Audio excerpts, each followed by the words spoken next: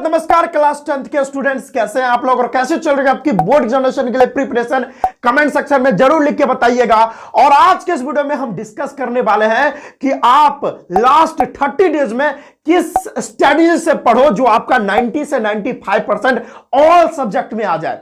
जी हां भाई, all subject में कैसे, किस तरह का स्ट्रेटजी आपको यूज करना है 30 डेज में, यानी लास्ट 30 डेज अभी एग्जाम का बचा हुआ है। बहुत सारे स्टूडेंट टेंशन में होंगे कि भाई मेरे को तो कुछ हुआ नहीं है, कैसे, क्या अभी से भी पढ़ के 90% ला सकते हैं? ये मोस्ट कॉमन क्वेश्चन है हर एक स्टूडेंट का, क्या अभी से भी पढ़कर 90% लाया जा सकता है? जी हां स्टूडेंट, लाया जा सकता है। टॉपर का स्ट्रेटजी फॉलो आपको करना पड़ेगा और वो टॉपर का स्ट्रेटजी मैं आपसे शेयर करने वाला हूं, क्योंकि मेरे बहुत सारे स्टूडेंट हैं जो 90% लास्ट 30 डेज में वो करे। पहले वो ध्यान नहीं देते थे पढ़ाई में, लेकिन ये लास्ट 30 डेज में ये स्ट्रेटजी मैंने उससे शेयर की और उन्होंने उस ढंग से मेहनत किया और लास्ट 30 डेज में बोर्ड को फोड़ दिए वो। ठीक है, तो कैसे? ये मेरे दो स्टूडेंट, एक विपाशा और दूसरा नीतीश। विपाशा का 95% और नीतीश का भी 95% मार्क्स आया था और उन्होंने भी लास्ट में यही स्ट्रेटजी फॉलो किया था। वही स्ट्रेटजी आपसे शेयर करने वाला हूं, बस वीडियो को शुरू से लेकर अंत तक देखते रहिए। मेरा नाम है विजेतानंद और आप देख रहे हैं आप अपना प्यारा सा यूट्यूब चैनल है क्लब वाटिका। अगर आप इस चैनल को सब्सक्राइब नहीं किए तो सब्सक्राइब कर लीजिए। किस चीज का वेट कर रहे हैं? इस तरह का इंपॉर्टेंट जानकारी आपको और कहीं नहीं मिलेगा, इस तरह का टॉपर वाला सीक्रेट कहीं नहीं मिलेगा, क्योंकि आज मैं आपको एकदम जेन्युइन तरीके से एकदम रियल ट्रिक बताने वाला हूं, जो रियल में आप उसको यूज करके बहुत अच्छा मार्क्स आप बूस्ट कर सकते हैं बोर्ड एग्जामिनेशन में। आइए वो आपसे शेयर करता हूं। सबसे पहले हम सोशल साइंस की बात करते हैं, ठीक है? एक मिनट भाई, सबसे पहले मैं सोशल साइंस की बात करूंगा। आपको पता होगा कि सोशल साइंस में कितने चैप्टर्स हैं। वैसे तो चैप्टर्स बहुत हैं, लेकिन पर्सनली अगर बात करें तो आपको 19 चैप्टर पढ़ने हैं टोटल मिलाकर। आपको बताता हूं, सबसे पहले हिस्ट्री में बात करें, इधर आपको दिख रहा होगा।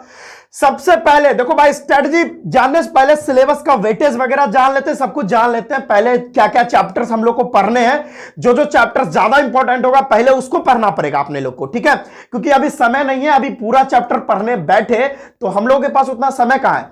और ये जुगाड़ू ट्रिक है एक तरह से समझ लो तो, क्योंकि वो बच्चा को आपको पीछे करना है जो बच्चा लगभग 300 दिन से, यानी 320-30 दिन से वो निरंतर उस टॉपिक को बार बार पढ़ रहा है, तो उसको ज्यादा कंसिस्टेंसी है। लेकिन आपको क्या है कि अभी तो समय बचा नहीं, आप टाइम को तो बैक कर नहीं कर सकते, तो इसीलिए 30 डेज में आपको बताने वाला हूं कि वो कैसे पूरा सिलेबस को आप कंप्लीट करो। और आपको पूरा सिलेबस कंप्लीट करने की जरूरत नहीं है कि देखो भाई, हर एक चैप्टर्स में कुछ कुछ इंपॉर्टेंट टॉपिक्स होते हैं जो वहां से क्वेश्चन आता है। सीबीएसई जहां से क्वेश्चन करती है आपको उसी को कवर करना है। तो पहले सिलेबस जानते हैं। देखिए भाई, हिस्ट्री में ना the rise of nationalism in Europe, Europe में जो नेशनलिज्म है ये चैप्टर है। उसके बाद नेशनलिज्म इन इंडिया, फिर तीसरा चैप्टर हो गया the making of global world और चौथा चैप्टर है print culture and modern world. सबसे पहले the rise of nationalism in Europe and the nationalism in India, history की बात कर रहा हूं। ये दोनों चैप्टर तो आप घोर के पी जाओ, क्योंकि ये चैप्टर से एकदम डेफिनेटली सवाल आएंगे और बहुत अच्छे अच्छे। और इसमें भी बहुत सारे इंपॉर्टेंट टॉपिक्स हैं, वो सारे इंपॉर्टेंट टॉपिक्स पर आपको एकदम हैंडल करना है। आप क्या कर सकते हो इसमें? सबसे पहले वन शॉट वीडियो को ना इंटू 2 के स्पीड में देख सकते हो। कोई भी वन शॉट, जैसे हमारा rise of nationalism in Europe ये चैप्टर है, आप क्या करो, किसी भी वन शॉट, किसी भी चैनल पे आप चले जाओ और one shot video the rise of nationalism in Europe का वन शॉट वीडियो इंटू 2 के स्पीड में देख लो। और हर एक चीज आपको नहीं पढ़ना, हर एक चीज इस चैप्टर में नहीं पढ़ना, जो जो इंपॉर्टेंट टॉपिक है, देखो जहां से क्वेश्चन बार बार आ रहे हैं, जहां से क्वेश्चन सीबीएसई बार बार पूछ रहा है, वही टॉपिक को आपको पढ़ना है वन शॉट में भी। यह बात याद रखियो, नहीं तो 30 दिन में आप 19 चैप्टर कैसे कंप्लीट कर पाओगे? समझ में आ रहा है? तो आपको जो भी चैप्टर आपको कोई भी सब्जेक्ट में पढ़ना है, तो जो जो इंपॉर्टेंट है ना वही टॉपिक को पढ़ो वन शॉट में और इंटू 2 के स्पीड में, ठीक है? और उसके बाद क्या क्या करना है ये भी मैं बता रहा हूं। उसके बाद जैसे दूसरा चैप्टर है नेशनलिज्म इन इंडिया, ये दोनों बहुत इंपॉर्टेंट है। The making of global world, देखो ग्लोबल वर्ल्ड जो हमारा the making of global world जो चैप्टर है, ये इसका जो भी पूरा सिलेबस है ना, इससे ना लगभग बहुत कम 3 से 4% ही टॉपिक यहां पर पूछे जा रहे हैं, बस उसको कवर कर लो। और एक खबर आ गया हमारा print culture and modern world, इसको भी आप कवर कर लो। इसमें भी कुछ इंपॉर्टेंट टॉपिक्स होंगे, उसी को कवर करना है वन शॉट में।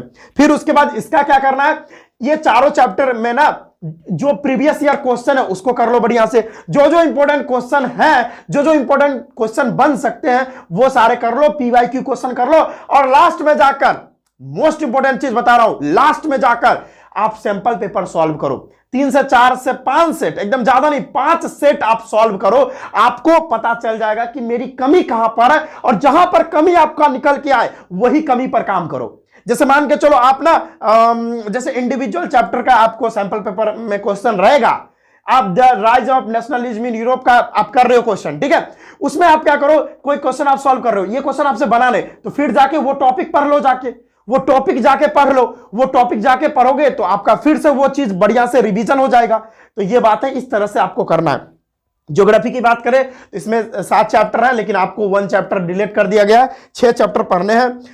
रिसोर्सेस एंड डेवलपमेंट, फॉरेस्ट, दूसरा चैप्टर है forest and wild life resources, तीसरा है वाटर रिसोर्सेस, चौथा है एग्रीकल्चर, पांचवा है minerals and energy resources, and छठा है मैन्युफैक्चरिंग इंडस्ट्री।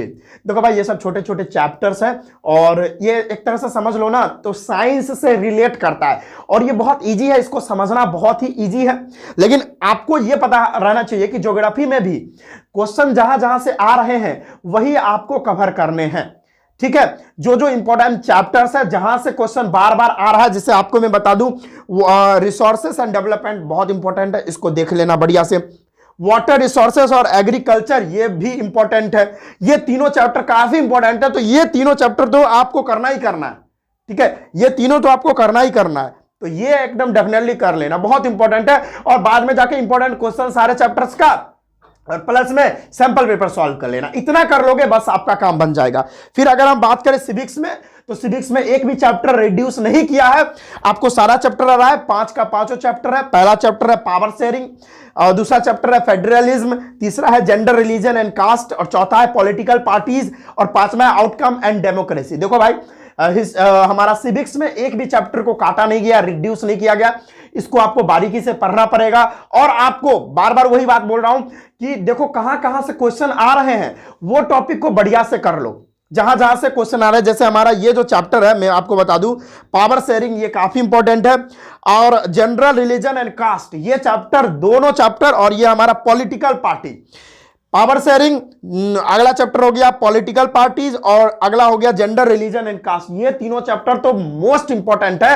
ये देखो और कोई चैप्टर करो या ना करो, लेकिन ये लास्ट 30 डेज में ना ये तीनों चैप्टर कर ही लो, और ये तीनों चैप्टर में जहां से क्वेश्चन ज्यादा आ रहे हैं वो टॉपिक को बढ़िया से कवर करो, और इंपॉर्टेंट क्वेश्चन और पीवाईक्यू क्वेश्चन करो, और प्लस में आपको क्या करना है, लास्ट में सैंपल पेपर सॉल्व करना है। इससे आपको आइडिया लगेगा कि क्वेश्चन किस तरह से आते हैं, और आपको आइडिया रहेगा तो आप क्वेश्चन अच्छे से सॉल्व कर सकते हो, रिवीजन भी अच्छा होगा, ठीक है।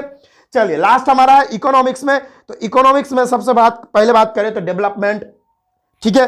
दूसरा चैप्टर है सेक्टर्स ऑफ इंडियन इकोनॉमी, तीसरा है मनी एंड क्रेडिट, चौथा है ग्लोबलाइजेशन एंड इंडियन इकोनॉमी। देखो भाई ग्लोबलाइजेशन एंड इंडियन इकोनॉमी बहुत मतलब चांस ही नहीं है, इसमें से क्वेश्चन आते नहीं है, बहुत कम चांस रहता है इससे क्वेश्चन आने का। Development, sector and Indian economy, and money and credit, ये तीनों चैप्टर अगर आप कर लोगे, और उसमें भी मैं सारा नहीं कह रहा हूं करने के लिए, वही करने हैं जहां से क्वेश्चन आ रहे हैं बार बार। अब बहुत सारे बच्चे बोलेंगे सर कैसे जानेंगे कि कहां से आ रहे हैं, तो भाई सैंपल पेपर इसीलिए तो दिया गया है, सैंपल पेपर आप चेक करो ना, देखो ना कहां कहां से क्वेश्चन आ रहे हैं, वही टॉपिक आप पढ़ो ना। जैसे आप क्वेश्चन बनाने के लिए बैठे, कोई क्वेश्चन आ गया, अब उसको डिफाइन करने के लिए वो टॉपिक आपको पढ़ना चाहिए या वो टॉपिक आपको जानना चाहिए। तो कोई क्वेश्चन देखो कि हाँ कहां से क्वेश्चन आ रहा है, वो क्वेश्चन को आपको सॉल्व करने के लिए आप उस टॉपिक को जाके पढ़ो, अब उस टॉपिक को बढ़िया से आप कवर करो, तो वो क्वेश्चन बन जाएगा। तो देखो भाई इंपॉर्टेंट मेन इंपॉर्टेंट क्वेश्चन आपको करने पड़ेंगे, और अभी उतना टाइम नहीं है कि पूरा चैप्टर आप कवर करो, ठीक है। ये सिविक्स में आप पूरा अगर जो सिलेबस है वो आप कंप्लीट करोगे, और पूरा नहीं करना है आपको, जो जो इंपॉर्टेंट टॉपिक है जहां से क्वेश्चन आ रहे हैं सीबीएसई कंसिस्टेंट तरीके से जहां से क्वेश्चन एराइज कर रही है उस टॉपिक को पढ़ो, और मोस्ट इंपॉर्टेंट क्वेश्चन पढ़ो, पीवाईक्यू क्वेश्चन जिसको बोलते हैं, पीवाईक्यू पिछला पूछा गया क्वेश्चन, और लास्ट में आपको क्या करना है, सैंपल पेपर सॉल्व करना है। और कौन कौन इंपॉर्टेंट टॉपिक है आपको यह पता चल जाएगा सैंपल पेपर से। सैंपल पेपर में जहां से ज्यादा क्वेश्चन आ रहे वही इंपॉर्टेंट टॉपिक होता है, और उसको कवर कर लो अच्छे से, ठीक है, बहुत ही बढ़िया। और सैंपल पेपर सॉल्व करने का एक और बहुत ही बढ़िया मतलब कह सकते हो तो बढ़िया चीज यह है कि इससे आपको आइडिया लगेगा कि क्वेश्चन किस तरह से आ रहे हैं, और क्वेश्चन ज्यादा आ कहां से रहे हैं, तो उस टॉपिक को हमको कवर करना है, ठीक है, तो ये रहा हमारा सोशल साइंस का। 100 बात की एक बात मैं बोलना चाहूं तो आपको पूरा माइंड झोंक देना है एक ही तरफ में, पढ़ाई पढ़ाई पढ़ाई, सब कुछ भूल जाना है, इंस्टाग्राम सब कुछ भूल जाना है, जो भी गंदी आदतें आपको छोड़ देनी है और 30 दिन एकदम बहुत अच्छे से, बहुत तगड़े तरीके से एकदम जमीन आसमान एक कर देना। आपको ऐसा मेहनत करना है 30 दिन में, क्योंकि अब समय नहीं बचा, अब लास्ट मौका है, इसके बाद आपको कोई मौका नहीं मिलेगा, तो अभी से भिड़ जाओ भाई। ठीक है, एकदम बढ़िया। तो ये था, और आप कैसे कर सकते हो आपको मैं बता दिया किस तरह से आप कर सकते हो। तो सोशल साइंस को आप इस तरह से कंप्लीट कर सकते हो। और बात रहा रिवीजन करने का, ये सब आप अगर कंप्लीट कर लोगे आपको रिवीजन करने का समय बच जाता है। तो रिवीजन आप कैसे करोगे, शॉर्ट नोट्स पढ़ सकते हो, नहीं तो आप क्या करो कि कोई चीज आप पढ़े हुए हो तो उसको लिख लिख कर रिवाइज करो, लिख लिख कर रिवाइज करने से आपको बातें समझ में आएंगी। और मोस्ट इंपॉर्टेंट बात, सबसे मोस्ट इंपॉर्टेंट बात, कि आप जो हिस्ट्री में या कोई भी आप पर्सनली हम बात करें सोशल साइंस में, एसएसटी में आप जो क्वेश्चन लिखोगे ना, तो पॉइंट वाइज क्वेश्चन लिखना। आपको मैं बता दिया एक बात, मैं ये वीडियो बना चुका हूं कि पेपर कैसे प्रेजेंट करना है, आपको बोर्ड एग्जाम में किस तरह से आपको पेपर दिखाना है, क्योंकि जो दिखता है वही बिकता है। तो अगर आप बोर्ड में एग्जाम में जितने अच्छे से कॉपी आप प्रेजेंट कर रहे हो, आप पेपर जितने अच्छे से दिखा रहे हो, भले आपको बहुत कम जानकारी है लेकिन फिर भी आप पेपर का रिप्रेजेंटेशन, पेपर जो आप प्रेजेंट कर रहे हो वो बहुत ही अच्छे ढंग से कर रहे हो, तो आपका मार्क्स और अच्छा बूस्ट हो सकता है। लगभग 50 से 60 मार्क्स आप एक्स्ट्रा आप पेपर प्रेजेंटेशन की बदौलत आप बढ़ा सकते हो, इंक्रीज कर सकते हो। तो वो वीडियो मैं बना चुका हूं, लिंक डिस्क्रिप्शन में है, वो वीडियो जरूर देखें, जिससे आपको और अच्छा मार्क्स आप ला सकते हो, एग्जाम में मार्क्स बूस्ट कर सकते हो। तो वो वीडियो जरूर देखना। तो ये था, this is all about our social science. Then we are moving to our next topic, that is how to get good marks, how to get 95% marks in science. ये सोशल साइंस की बात हमने complete कर ली है। अब हम science की बात करते हैं कि साइंस में हम लोग कैसे पढ़े जो बहुत अच्छा मार्क्स हम लोग का स्कोर हो जाए। देखो भाई, साइंस में ना, अभी मैं आपको जनरली बात करूं तो दो तरह के स्टूडेंट होंगे अभी फिलहाल में। स्टूडेंट की बात करें तो स्टूडेंट हमारा दो तरह का होगा। स्टूडेंट हमारा साइंस में बात करें दो तरह का होगा, जिनका सिलेबस कंप्लीट होगा। ठीक है भाई, दो तरह के बच्चे होंगे जिनका सिलेबस भाई कंप्लीट होगा, जिनका सिलेबस कंप्लीट है, जिनका सिलेबस कंप्लीट है, और जिनका सिलेबस कंप्लीट नहीं है। जिनका सिलेबस एक का, देखो दो तरह का बच्चे हैं, जिनका सिलेबस कंप्लीट है, और एक है वो जिनका सिलेबस कंप्लीट नहीं है। अभी मैं बता रहा हूं, रिलेट कर रहा हूं दोनों स्टूडेंट को।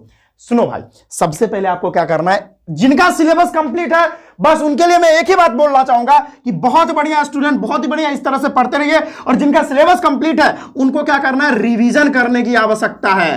क्या है, साइंस में आपको रिवीजन करने की आवश्यकता। और जिनका सिलेबस नहीं कंप्लीट है, और रिवीजन भी कैसे करना है वो भी मैं बता रहा हूं, ठीक है। और जिनका सिलेबस नहीं कंप्लीट है उनके लिए भी बता रहा हूं क्या कर सकते हैं साइंस में, पर्सनली साइंस में आप क्या कर सकते हो। देखो भाई, जिनका सिलेबस कंप्लीट नहीं है, सबसे पहले जिनका सिलेबस कंप्लीट है वो क्या करेंगे, आप क्या कर सकते हैं, रिवाइज कर सकते हैं। ठीक है, रिवीजन कैसे करना है, आप कोई भी चीज पढ़ रहे हो एकदम लिख लिख कर आप उसको रिवाइज कर लो। दूसरा बात, आपको क्या करना है कि पीवाईक्यू क्वेश्चन करना है, आपको एकदम लगातार पीवाईक्यू क्वेश्चन करना है। और लास्ट में क्या करना है भाई, सैंपल पेपर सॉल्व करना है, कि जितना ज्यादा आप सैंपल पेपर सॉल्व करोगे उतना ज्यादा आप एकदम फ्लुएंट हो जाओगे, उतना ज्यादा आपका प्रैक्टिस अच्छा होता जाएगा। तो सैंपल पेपर तो आप एकदम 100% सॉल्व करो जिनका सिलेबस कंप्लीट हो गया।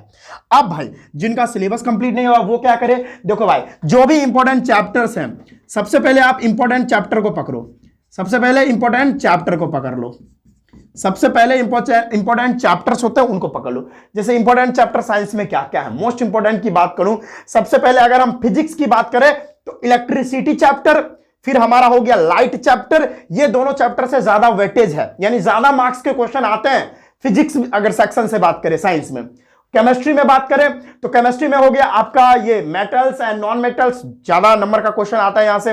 दूसरा हो गया कार्बन एंड इट्स कंपाउंड। ये सारे चैप्टर्स आप पहले करो, ठीक है। और बाद में समय बचे तो और भी चैप्टर पढ़ो, लेकिन ये दोनों चैप्टर आपको मतलब करना ही पड़ेगा केमिस्ट्री में। बायोलॉजी की बात करें तो बायोलॉजी में लाइफ प्रोसेस हो गया, हेरिडिटी एंड एवोल्यूशन और रिप्रोडक्शन चैप्टर, ये तीनों चैप्टर मोस्ट वीवीआई, अगर ये तीनों कर लेते हो, और तीनों में भाई आपको पूरा चीज नहीं पढ़ना, पूरा चीज नहीं पढ़ना, जहां से क्वेश्चन आ रहे हैं ना वही टॉपिक आप बढ़िया से प्रिपेयर कर लो। अगर इतना कर लेते हो, जिनका सिलेबस नहीं भी कंप्लीट है वो भी अच्छा मार्क्स ला सकते हैं साइंस में।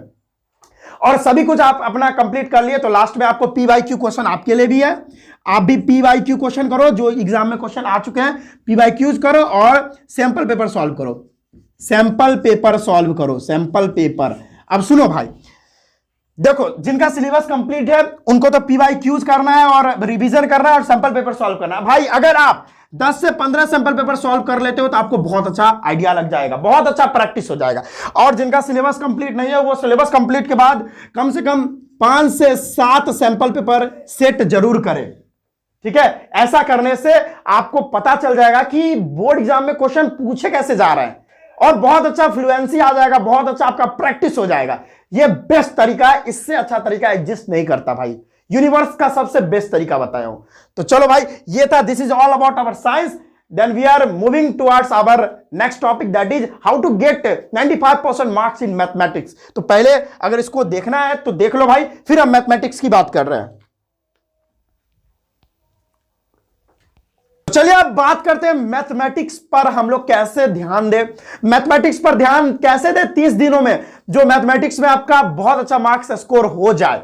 तो देखो भाई, सबसे पहले मैथमेटिक्स में आपको क्या करना है, आपको पहले तो आपको वेटेज पता होना चाहिए। तो चलो सबसे पहले हम वेटेज बताते हैं कि कौन जो है चैप्टर में से कितना नंबर का क्वेश्चन आ रहा है। सबसे पहले हम बात करें नंबर सिस्टम, तो नंबर सिस्टम 6 नंबर का आ रहा है, ठीक है, जिसमें हमारा रियल नंबर आता है, रियल नंबर 6 नंबर का आता है, ठीक है। जैसे दूसरा है हमारा अलजेब्रा, अलजेब्रा में बहुत सारे चैप्टर्स है, जैसे पॉलिनोमियल है जो कि 4 नंबर में आ रहा है, ठीक है। और pair of linear equation in 2 variable की बात करें तो ये 3 नंबर में आ रहा है, ठीक है। और जैसे क्वाड्रेटिक इक्वेशन की बात करें तो ये 9 नंबर में पूछा जा रहा है भाई, 9 नंबर में। जैसे आगे बढ़े, अर्थमेटिक प्रोग्रेशन ये 4 नंबर का आ रहा है। एपी जो बात करें, जैसे कोऑर्डिनेट ज्योमेट्री की बात करें तो ये 6 नंबर में आ रहा है, ठीक है। यूनिट 3 में कोऑर्डिनेट ज्योमेट्री 6 नंबर में आ रहा है। 1 मिनट और, जैसे कोऑर्डिनेट ज्योमेट्री की बात करें तो ये 6 नंबर में ये बात कर रही। अब ज्योमेट्री एक सेक्शन आता है यूनिट 4, इसमें हमारा ट्रायंगल जो चैप्टर है वो 9 नंबर का आ रहा है और ये थोड़ा हार्ड चैप्टर भी है। अभी बताएंगे कि जो हार्ड चैप्टर है उसको आपको सबसे पहले कर लेना है कंप्लीट, अभी बता रहे हैं। फिर हो गया हमारा सर्किल, ये 6 नंबर का आ रहा है। फिर हमारा इधर आपको दिख भी रहा होगा आई थिंक, चलिए ट्रिगोनोमेट्री है जो कि 12 नंबर का आता है टोटल, जिसमें इंट्रोडक्शन ऑफ ट्रिगोनोमेट्री ये 4 नंबर का आ रहा है। ट्रिगोनोमेट्री के आइडेंटिटीज ये 4 नंबर का आ रहा है। हाइट एंड डिस्टेंस की बात करें तो ये 4 नंबर का आ रहा है, ठीक है, आप देख लेना। मेंसुरेशन की बात करें तो मेंसुरेशन टोटल जो है मिला के 10 नंबर का आता है, जिसमें आपको area related to circle 4 number का, जैसे सरफेस एरिया एंड वॉल्यूम आपका 6 नंबर का। स्टैटिस्टिक्स, अच्छा एक मिनट, अच्छा 1 मिनट भाई, हाँ उसके बाद मेंसुरेशन, हाँ एरिया रिलेटेड क्या है, एरिया रिलेटेड सर्किल 4 नंबर का। सरफेस एरिया एंड वॉल्यूम ये हो गया 6 नंबर का। और यूनिट 7 की बात करें जिसमें आपका स्टैटिस्टिक्स एंड प्रोबेबिलिटी आती है, और ये जो चैप्टर है बहुत इंपॉर्टेंट है, बहुत इजी चैप्टर भी है। जैसे हमारा इसमें आ गया, ये टोटल 11 नंबर का पूछा जाता है, जिसमें हमारा स्टैटिक्स और प्रोबेबिलिटी, स्टैटिक्स 7 नंबर का और प्रोबेबिलिटी 4 नंबर का पूछा जाता है, समझ में आ रहा है। तो ये बहुत इजी चैप्टर है, इससे नंबर भी ज्यादा आप उठा सकते हो। तो टोटल हमारा अगर हम बात करें अपने स्ट्रेटजी की तो क्या करना है, सबसे पहले आपको एकदम जो हार्ड चैप्टर है, पहले आपको इजी चैप्टर नहीं करने, क्योंकि लास्ट में जाके अगर हार्ड चैप्टर आप करोगे तो अगर आपसे क्वेश्चन बाय चांस नहीं बन रहा है तो आपका जो है ना मनोबल थोड़ा डाउन हो जाएगा, कॉन्फिडेंस थोड़ा लो हो जाएगा। तो सबसे पहले ना आपको हार्ड चैप्टर करने हैं, जिसमें सबसे पहले आप क्या कर लो, ट्रायंगल चैप्टर पहले कर लो, ठीक है। ट्रायंगल चैप्टर आप पहले कंप्लीट कर लो, उसके बाद ट्रिग्नोमेट्री कर लो, उसके बाद कोऑर्डिनेट ज्योमेट्री कर लो, उसके बाद सरफेस एरिया एंड वॉल्यूम कर लो, फिर सर्किल रिलेटेड टू सर्किल कर लो, sorry circle areas related to circle कर लो। ये सारे चैप्टर्स आप कर लो, ठीक है, क्योंकि ये चैप्टर्स थोड़े हार्ड हैं और ये अगर आप कर लेते हो पहले तो आपके हार्ड चैप्टर पहले हो जाएंगे। फिर लास्ट में क्या इजी चैप्टर है उसको तो आप ऐसे ही हिला के रख दोगे अगर प्रैक्टिस करोगे तो। और उसके बाद खूब सारे क्या करने हैं आपको, वो पॉइंट आपको पहले देखो। इसके लिए देखो, हर एक बात के लिए मैं सैंपल पेपर क्यों बोलता हूं सॉल्व करने के लिए। सैंपल पेपर आपको यह बता देता है कि किस टॉपिक से ज्यादा क्वेश्चन आ रहे हैं। तो आप अगर ये कर लोगे, जैसे आपने एक चैप्टर कंप्लीट किया तो सैंपल पेपर उठाना है, उसके बाद क्वेश्चन सॉल्व करने हैं, सैंपल पेपर उठाना है, क्वेश्चन सॉल्व करने हैं। और एनसीईआरटी भाई मोस्ट इंपॉर्टेंट बात है, एनसीईआरटी तो आपको करने ही करने हैं, साइंस में भी और मैथ में भी। साइंस मैथ में एनसीईआरटी क्वेश्चन मोस्ट इंपॉर्टेंट, तो एनसीईआरटी क्वेश्चन भी मैथमेटिक्स का आपको करते हुए चलना है। एनसीईआरटी में ज्यादा क्वेश्चन होते नहीं है, इसीलिए एनसीईआरटी के क्वेश्चन आपको लगाना ही लगाना है। एनसीईआरटी क्वेश्चन भाई क्या क्या करना है आपको बता देता हूं। पहला एनसीईआरटी क्वेश्चन करने हैं, अगर चैप्टर कंप्लीट हो गया तो पहले एनसीईआरटी क्वेश्चन कर लो। दूसरा आपको क्या करना है भाई, दूसरा आपको पीवाईक्यूज क्वेश्चन करने हैं, पीवाईक्यूज क्वेश्चन करने। और तीसरा है ना, आपको क्या करना है, सैंपल पेपर सॉल्व करना है, सैंपल पेपर। बस ये तीन चीज आप मैथमेटिक्स में करो भाई, चैप्टर पढ़ने के बाद आपका बहुत अच्छा मार्क्स रखा हुआ है भाई। लेकिन प्रैक्टिस किसको करना होगा, प्रैक्टिस तो आपको करना होगा भाई, ये बात याद रख लो, ठीक है। और सबसे पहले थोड़ा हार्ड चैप्टर को उठाना है, पहले इजी चैप्टर नहीं उठाने, पहले हार्ड चैप्टर उठा लो, क्योंकि लास्ट में अगर आपसे क्वेश्चन सॉल्व नहीं होता है तो वहां पर आपका कॉन्फिडेंस मॉडल डाउन हो जाएगा। ये मैं बिल्कुल नहीं चाहता कि मेरे स्टूडेंट को ऐसा हो। तो पहले आप क्या करना है, ट्रायंगल चैप्टर स्टार्ट कर लो, पहला ट्रायंगल ही देख सकते हो। और ट्रायंगल सॉल्व करने के बाद आपको क्या करना है, ट्रायंगल में जितने सारे थ्योरम्स है वो सारा कंप्लीट करने के बाद उसमें से एनसीईआरटी क्वेश्चन कंप्लीट करो, फिर पीवाईक्यूज करो, उसके बाद सैंपल पेपर सॉल्व करो, जिससे आपका एकदम पूरा आइडिया लगता रहेगा कि क्वेश्चन कैसे आ रहा है, ठीक है। तो ये आप लास्ट 30 डेज में कर सकते हो। और भाई आपको पढ़ना तो 10 घंटा प्लस ही पढ़ना है। टाइमिंग बना लो 10 घंटा का, रूटीन बना लो कि मिनिमम 10 घंटे मेरे को पढ़ने हैं, कहीं नहीं टाइम वेस्ट करना है, 10 घंटा पढ़ना ही पड़ेगा। अगर ये आप कर सकते हो तो आ जाओ मैदान में, और बाकी तो हम आपके साथ हैं ही। और साइंस में अगर आप पढ़ना चाहते हो तो पूरा सिलेबस पढ़ाया गया है, तो मेरे चैनल पर 1 शॉट वीडियो आप देख सकते हो, पूरा एकदम पढ़ाया गया है। हम कोशिश कर रहे हैं कि मैथ भी हम लोग बहुत जल्दी स्टार्ट करें, जिसमें आपको सबसे पहले मैं ट्रायंगल चैप्टर ही हमारे एक सर हैं वो सॉल्व आपको करवाएं और आपको पढ़ाएं, ठीक है। तो बहुत जल्दी मैथ का क्लास भी हम स्टार्ट कर रहे हैं, जिसमें जहां तक हो सकता है मैथ में आपको हेल्प की जाएगी, ठीक है। तो चलिए हम मिलते हैं अगले वीडियो में। और चैनल को सब्सक्राइब नहीं किया तो सब्सक्राइब कर लीजिए, क्योंकि इस तरह का इंपॉर्टेंट वीडियो हम डेली आप तक लाते रहते हैं, जिससे आपका बोर्ड एग्जाम में मार्क्स जो है बूस्ट हो जाए। तो चलिए अगले वीडियो में मिलते हैं। जय हिंद।